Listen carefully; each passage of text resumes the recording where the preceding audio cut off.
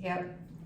Hello. What happens when your house doesn't appraise for the listing price? So I'm here with Dave Hartman of Prosperity Mortgage, and he's going to run through a scenario to explain what to expect when that happens. Hey, Dave. How are you? Good. Yeah, I mean, we get this question a lot, like what happens, if the house doesn't appraise? And do I have, the main question is people always say, do I have to come up with a difference? And the answer to that is maybe. It all depends on how much that you're actually putting down to begin with. Yes. Every loan program has a minimum down payment. So for us as lenders, we have to make sure that you're making the minimum down payment of that appraised value. So let's give an example there. Let's say you have a $300,000 house.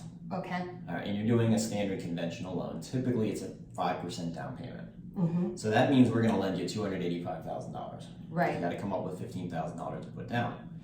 If the house was to appraise for $285,000, well, now that's our starting point. So we have to take the $15,000 off of the $285,000, and that's what we're going to lend you from there, because that would be your 5% down payment. Right. So, and that would be a situation where someone does have to come up with the 5% down, plus the difference between the $300,000 purchase price and the $285,000 appraisal.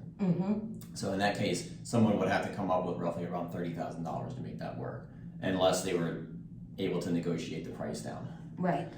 Now, let's say that you were putting $50,000 down, so you're only financing $250,000.